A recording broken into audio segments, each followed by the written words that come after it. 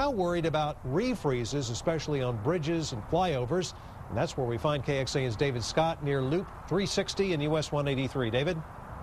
As we were mentioning, Robert, for the most part, the good news is that roads and highways are pretty much well dry, but you still got to be very careful on ramps, on bridges, and on flyover elevated structures, because if there's moisture there, they can refreeze very quickly as the temperature drops. Let us show you now what we saw as we patrolled down I-35 today from Austin towards San Marcos.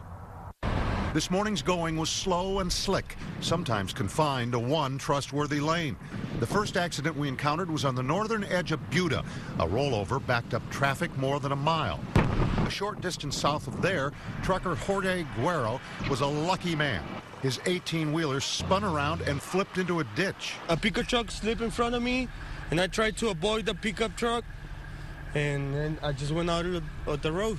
Spun around and flipped over. Spun around and flipped over, yes, sir. Jorge and his traveling buddy in a companion truck had started out from Chicago, and it was a rough trip all the way.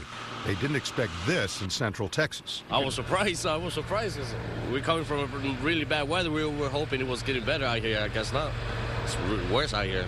And we could deal with snow, but ice, that's totally different. Yeah. It's more dangerous. So. Especially frustrating for Jorge after a 1,000-mile journey. He ditched just an hour from his final destination. I was in Illinois, Missouri, and Oklahoma. It was a bad weather up there and nothing happened. Now that I was so close to my destination, it happened right here, you know. What was your destination? San Antonio, Cisco, San Antonio. An hour away after all you've been through, an hour Yes, from sir. where you want to go. Yes, sir. And we saw another bad flip over in the same area. It's believed the SUV went into a skid after hitting a patch of ice in the dark shade of a nearby overpass. Emergency responders have had a busy day. Well, again, the good news is, for the most part, the roads are dry, but I must tell you, in a number of places driving around, even up to the last hour or two, we have seen ice patches underneath overpasses, and the sun did not get to shine on those spots and melt that ice today, so be cautious and be alert. In North Austin, David Scott, KXAN Austin News.